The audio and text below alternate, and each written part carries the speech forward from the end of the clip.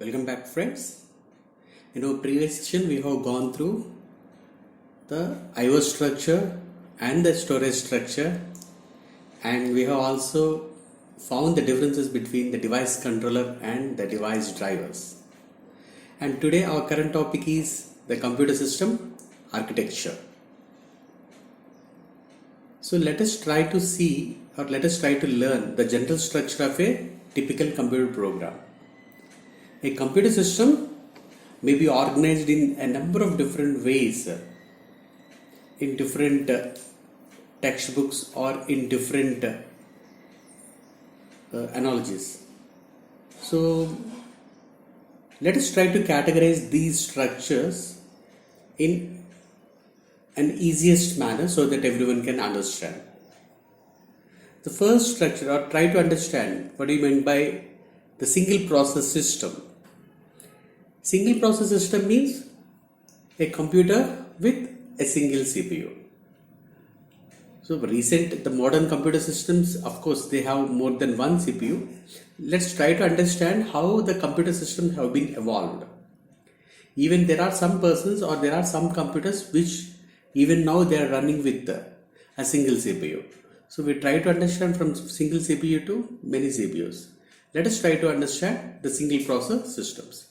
So most systems use a single processor, and the variety of single processor systems may be surprising because these systems range from the physical digital assistant, that means the PDAs. Normally we used to call them as the small mini tablets or mini computers, through the mainframes. So single process systems are the systems which are ranging from the PDAs to the mainframes. So we are speaking about the systems, even though that right now we are not using right now, but we try to understand their evolution. So our computer system architecture has been evolved from the single process systems. On a single process system, how many CPUs are there? Yeah, there is one main CPU capable of executing a general purpose instruction set, including instructions from the user processes. So you have to remember this thing. So when you speak about the computer system architecture, okay, so the computer system architecture, the main thing we have to speak about is the number of CPUs and the activity of the CPU. Correct. And coming to the evolution of this one, first we have to understand how the single process system is being designed. Simple thing, a single process system has a single CPU. Okay, whether it is a mobile phone or whether it is a smartphone or whether it is a computer or laptop or any workstation, it is having single processor. So only one processor is going to do all general purpose activities. And almost all these systems, whatever I am saying, all these systems, if it is a single process system, have a special purpose processors as well as. Okay, these systems, they have only one processor as a main, that is the CPU. Of course, it can also contain some supplement process or subordinate process apart from the CPU. You have to remember this also. But you could not say it as a parallel system, a parallel machine, or a parallel processor.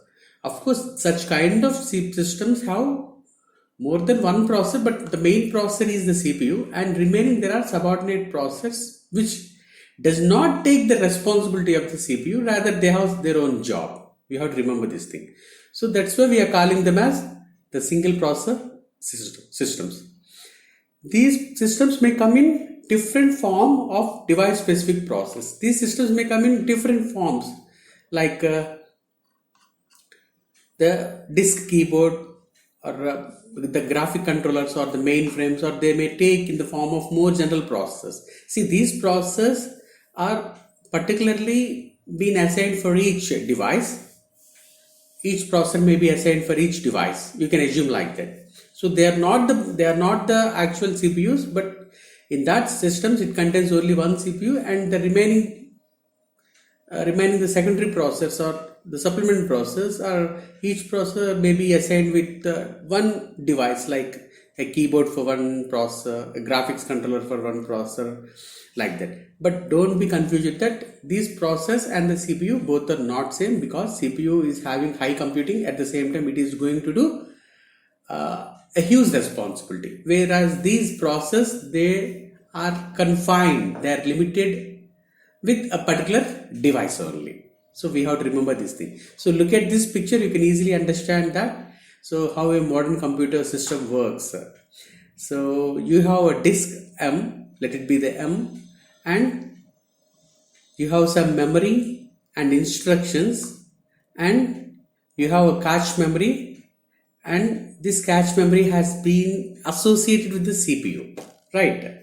So we actually, this concept we have already covered, but anyway we'll try to again go through this concept. Actually you can see this is the direct memory access. The CPU can speak with the device with the form of interrupts. Okay, the CPU can speak with the device in the form of interrupt. That means device is interrupting the CPU. Sir, I want some data. Okay, then once the interrupt has been triggered by the device to the CPU, then what happens? CPU makes IO request. Okay, CPU makes an IO request. Okay, you are requesting something from my data, no issue. And CPU tries to give a direct access with the device through the memory. Now you got my point. So system is accessing, device is going to access some data from the computer, right? So instead of, actually this is an IO transfer, correct or not? Yes, this is an IO transfer. So CPU is not going to take the responsibility of transferring the data, because CPU is mainly intended for the execution, the computation part. So for transferring the data, you have a separate processor that is called the IO processor, right? So what exactly is going on? CPU is taking the interrupt and it is trying to give the memory location for the device. So this is the so and so location you can access. Beyond that you cannot access, and it is assigning the job to the device. So device can directly access the data. So this is called the direct memory access. This is called the direct memory access. This is the pattern where our modern computer system works. Now let's move back. See, all these general purpose process run a limited instruction set and do not run user process. You have to remember this one. So all these general means special purpose process. Just now we have said that the special purpose process are there. Normally we used to call them as the IO process, and they are only confined for the accessing with the devices, but not with the computing the user job. You have to remember these things. And sometimes these IO process or sometimes these special purpose process are managed by the operating system, and system sends information about their next tasks and monitors for their status. So these IO processes are always been a secondary process, and they are been working as a subordinate to the CPU and also as a subordinate to the operating system, and they are mainly meant for accessing the input output with the devices. That's it. Okay, I think we have understood. So let's try to understand the multiprocess system. So up to now we have gone through the single process system. Now try to understand how a multiprocess system could be. See, although single process system are most common, so multiprocess system normally we also call them as the parallel system or the tightly coupled system. So this is an interview question. You might get a question, what do you mean by tightly coupled system? So don't be confused. Tightly coupled system means it is a system which contains more than one processor, okay, and all these processors are running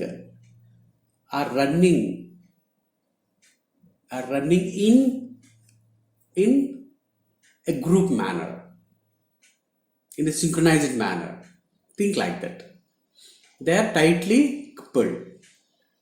So multiprocess system means it is also called as the parallel system or the tightly coupled system. So that means the system which contains more than one processor, one CPU. But you might put a question, sir, in the previous example, in the previous concept just now, the single processor, it is also having other processors. Of course, they are processors, but they are not CPU. They are not taking the responsibility of the CPU. They are mainly intended for the devices only, for sharing with the devices or transferring the data between devices. So we'll ignore that. So we can say that the multi-process system is a process system which contains more than one processor, one CPU, and all these CPUs are running in parallel. So that's why they are called as the parallel system. Because at present, the evolution has been rapid in respect to the hardware, and the expenses of a hardware are getting more and more less. So you can purchase two hardware CPUs or two CPUs for the cost of one CPU within no time. So that's why the parallel systems have been evolving very rapidly. And such systems have more than two or more processes in close communication. Just now I said that they're tightly coupled. That means they're working in closely communication, sharing the computer bus and sometimes the clock, memory, and the peripheral devices. See, all these CPUs, they are working in a closed environment. They're tightly coupled and they share the data, they share the memory, they share the time clock. Time clock is for the synchronization. Time clock is for the synchronization. So let us try to understand what are the benefits of using these multi-process systems. You can easily identify these benefits. See, if a job has been done by one person and if the same job has been done by the three persons, so automatically the speed up has been observed. At the same time, the performance also increases. So there are so many advantages. Let us try to see the advantage. The first advantage is the increased throughput. Correct or not? Yeah. Throughput means number of jobs per unit time. Throughput means, you have to remember this definition, THROUGHPUT. Throughput means number of jobs completed per unit time. So increased throughput means if you have more than one CPU, one processor running parallelly, then confirm by 100% guarantees that you're going to attain the increased throughput. Correct or not? See, when multiple processors cooperate on a task, sure, a certain amount of overhead is incurring in keeping all the parts working correctly. This overhead plus contention. See, this extra job plus the contention for shared resources, okay, always tries to improve the throughput. So what is the second advantage? Economy of scale. Scale means increase in number of. Scaling means increase in number. Since we are speaking with respect to the CPUs or with respect to the process, and if you have one processor, for example, it is 10 rupees, and you have another processor 10 rupees. For example, you have 10 processors, totally containing 100 rupees. Assume like that. But if you have a machine which can do, all the 10 jobs, all the 10 processes as a single processor or a big system, then you're going to purchase that machine with more economical. So that is a basic advantage. At the same time, since you are adding more process, automatically the economy of scale or the economy of more process can be achieved. This is the main point here. So the multi-process systems can cost less than the equivalent single process systems. You have to remember this one. A single process system, let it be the cost is, for example, X amount. And if you have 10 single process systems, so totally it is of 10x. But if you are going to purchase a multi-process system which contains the capability of all these single process systems more than that, and it is having around a capacity of 10 multi-process systems, then it is a system which is always be less to the 10x. So this is the basic formula hidden inside. So multi-process system can cost less than equivalent single multiprocessor, let me repeat. So multiple multi-process systems can cost less than equivalent multiple single process system. Correct or not? Correct. So because they can share the peripherals, the mass storage and the power supply. This is a basic advantage. Because the multi-process system, they try to share the peripherals, the mass storage and the power supplies. If several programs operate on the same set of data, then it will be becoming very much low because they are working on the same data. Then you can share the data, or instead of putting different memory segments, you can go for single segment, and you can do so much of activities like that, and you can share the data. So economy of the scale is the second benefit. Let us try to understand the third benefit, that is the increased reliability. Reliability means the trustworthiness. The trustworthiness. See, the Ambani is saying reliable. Reliable means we are very much loyal to you, very much friendly to you, very much trustworthy to you. Whatever we do, we always do a trustworthy job for you. So increased reliability means if functions can be distributed properly among several processes, and the failure of one process will not halt the system. That means you have the set of process, and if there is a process which has failed, which is not going to do your job, but as a user you don't know which process has failed. Since it is a shareable environment, even though if one process has failed or one or more processes have failed, the same job has been taken or handed over by the other process, which will not be shown to the user. That will be done internally. Normally this kind of mechanism you can see in the Google. See, Google is a company which has numerous servers running all over the world. If you're working with any Google Mail or Google Drive or anything, when you're working with, there might be chance that the Google server might be failed, but you will never observe that, because if one server fails, automatically the responsibility will be taken by other server at the background. So there are so many other processors which are taking up that job, and that will be highly invisible to you, and you assume that my job is going smoothly. But actually your job is not going smoothly, but still they are managing the things. So the reliability is improved in that cases.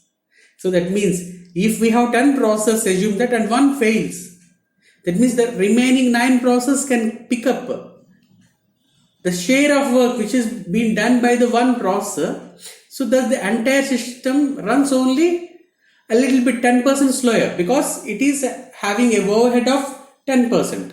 So that means there is a negligible amount of overhead by the processor which cannot be visible by the user. So that means the entire system runs only the 10% slower rather than failing altogether.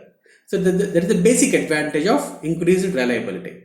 So these are 3 main benefits when you're going for the multiprocessor, my friends. The first one is the increased throughput, second one is the economy of scale, and third one is the increased reliability. What happens when the system has failed, when the total system has failed, or when a bunch of process has failed?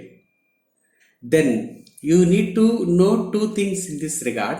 One is the graceful degradation.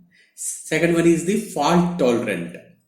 For example, your system is running smoothly, and if somehow your system crashed, or somehow some process in your system has crashed, then if your system is trying to manage that crash, and if your system is trying to overcome, or if your system does not immediately collapse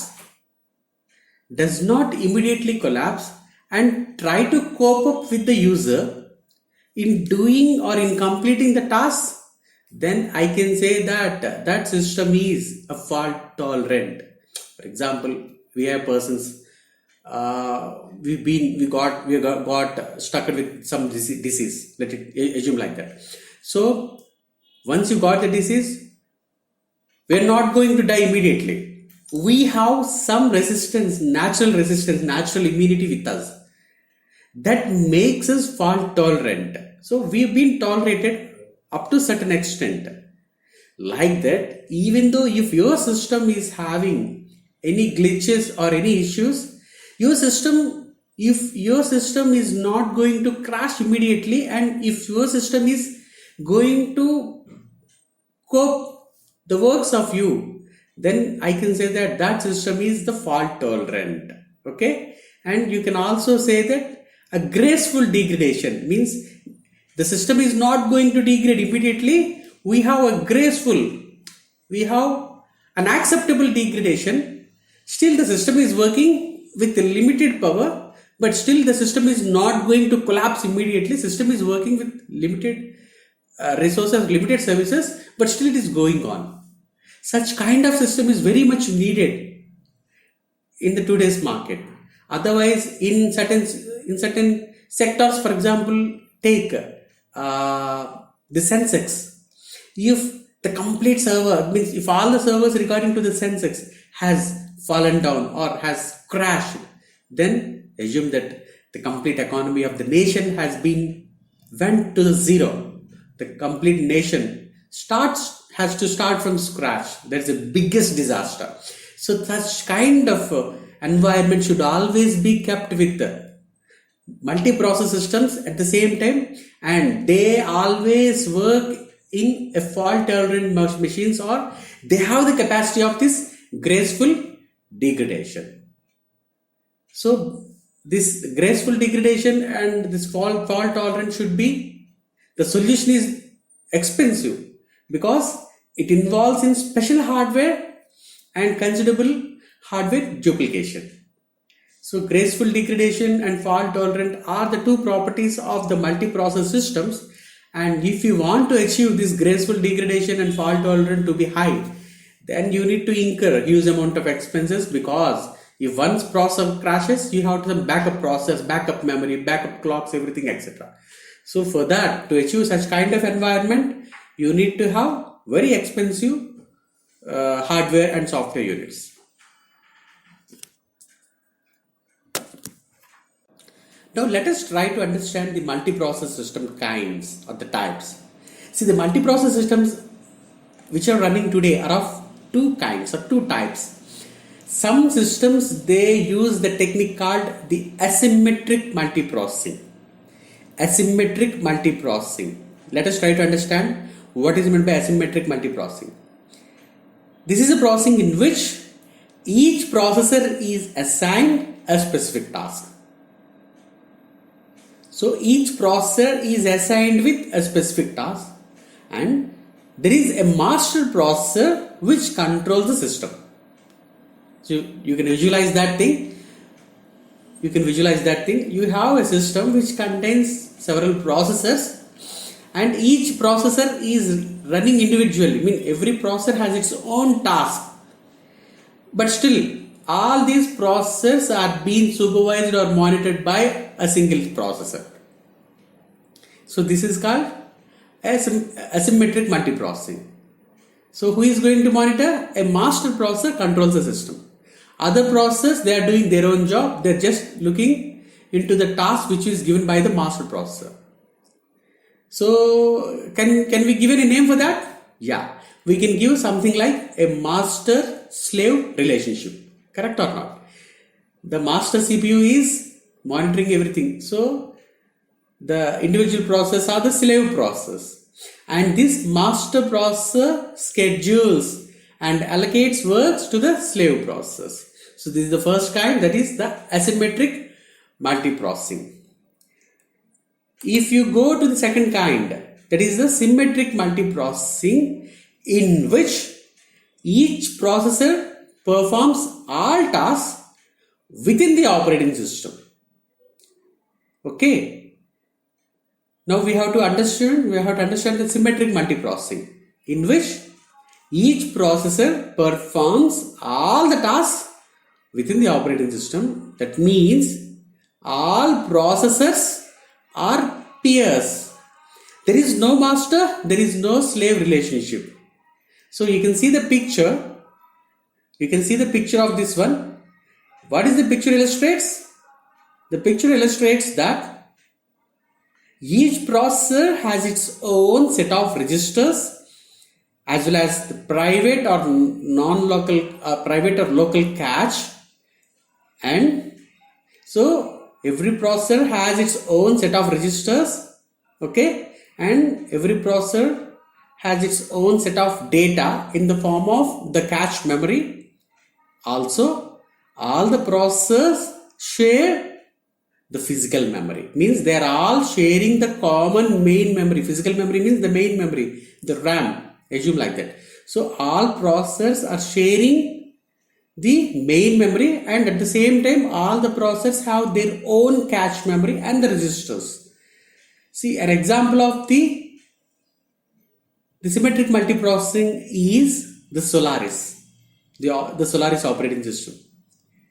So Solaris is a commercial version of the Unix designed by the Sun Microsystems. So let us try to get back.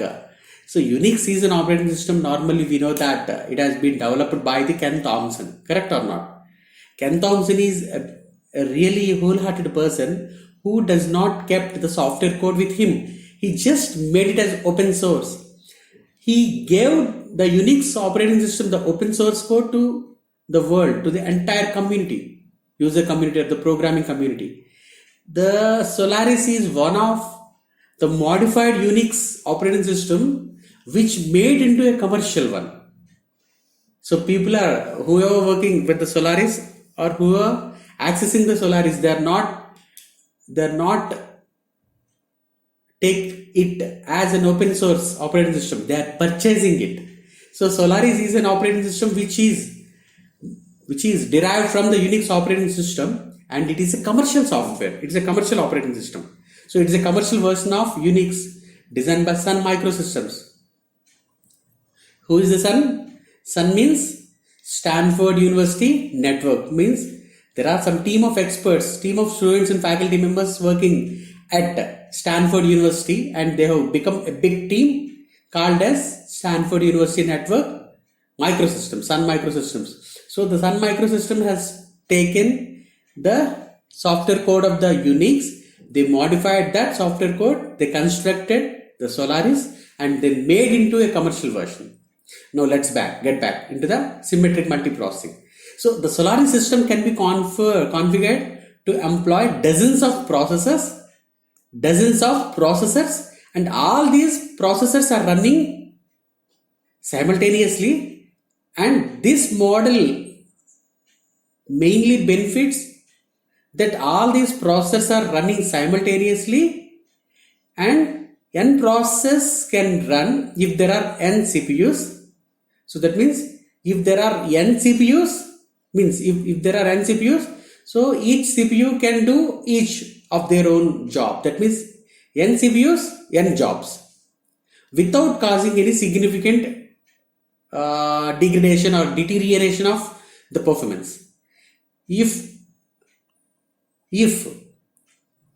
a careful control of input output ensure that data can reach the appropriate processor. That means each processor has its own task, and if there is any lag, if there is any deterioration with any processor, assume that the remaining CPUs or n-1 CPUs immediately takes the job of the CPU which has fallen down, and a little bit overhead can be seen in such environment, but still the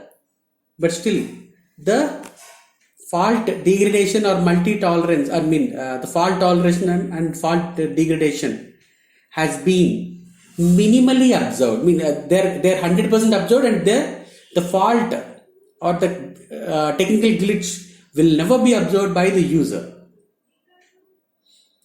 Okay, so the Solaris is an operating system which follows the multiprocessing, or which is compatible for the multiprocessing, and the Solaris operating system is one of the best operating system, or is a best example for attaining a good amount of fault tolerance. Also it is having the graceful degradation. By which kind? By the kind of symmetric multiprocessing. So you can look at the picture. In the picture you have the memory, common memory, and you have n number of CPUs, and all the CPUs are working with the common memory. At the same time, every CPU has its own cache memory. That means CPU can be executed independently. At the same time, a CPU can be as a team. It can work as a group. So now let us try to understand the difference between the symmetric and the asymmetric multiprocessing. The difference between the symmetric and asymmetric multiprocessing is resulting either in the form of hardware or software. See, special hardware can differentiate the multiple process, or softwares can be written to allow only one master and multiple slaves. I think you got the thing. See, in the symmetric multiprocessing, you have many processes. Asymmetric, you have many processes. But what is the difference in that? The difference is in the synchronization. Correct or not? In the asymmetric multiprocessing, one is acting as the master and remaining as slaves. Right. And in the processing, everyone is tightly coupled with the remaining processors, but still independently. This is the basic difference you have to observe. When you go to any computer hardware shop, if you go to computer hardware shop and if you ask for any computer, then he can say that, sir, this is a processor with dual core. Dual means two. Core means it's a pack. Core means it is a package. So it contains two packs. I think you got the answer. If I say that there is a dual core processor, that means it's a processor which contains two subprocessors. Got it? So you can see the picture, a dual core design with the two cores placed in the same chip. See, the nanotechnology has been improved a lot. For designing a CPU, for designing a processor, you need to have nanotechnology, because we are working with the microprocessor and we are working with the compact size process, which are very, very less in size, but they can do huge amount of computation. The improved nanotechnology will result in much more process to be printed as a printed circuit board in the compact shape, small in size, but not in power. So you look at the picture, you can understand. So it is a dual core design with two cores on the same chip, and in this design, each core has its own register as well as own local cache. And other designs must be shared cache or a combination of local shared caches. Correct. Now try to understand the blade servers. Actually, blade servers are the recent servers which we normally hear. The blade server. See, these blade servers are used in the workstations. Workstations means they have increased power, increased performance compared to the general purpose computer. So general purpose computers, again we can see the symmetric and asymmetric also, and for this symmetric and asymmetric we can see the dual core, the triple core, etc. Means more than one processor in the same CPU. And right now we can also hear a new word that is called the blade server. Blade server means an improved server, a high speed server, or it's a server which contains more than one processor. So this is a recent development in which multiple processor boards, IO boards, multiple networking boards are placed in the same chassis. This is the main thing you have to remember. So what do you mean by blade server? A blade server is a recent development in which multiple processor and multiple processor boards, multiple IO boards, networking boards are all placed in the same chassis on the same cabinet. And the difference between these blade servers with the traditional multiprocessor systems is that each blade processor board boots independently. So each blade processor boots independently and runs its own operating system. Wow, you have to remember this one. See, each blade processor, they have they have their own operating system, and each blade processor can boot independently. So that means some blade server boot are multiprocessor as well, as which blurs the lines between the types of computers. In essence, these servers consist of multiple independent process systems. So this is the main essence of the blade servers. So even though they have multiple process, assume that they consist of multiple independent multi-process systems. That's all, friends. In the today's session, what we have learned about the single process system. We understood about the multi-process systems, also called as the parallel process system. And again, it is of two kinds. One is the symmetric multiprocessing and asymmetric multiprocessing. And after that, we have gone through the dual core systems. We try to understand about the blade servers, and try to understand that blade servers are the servers which contains many process, and each processor has its own operating system.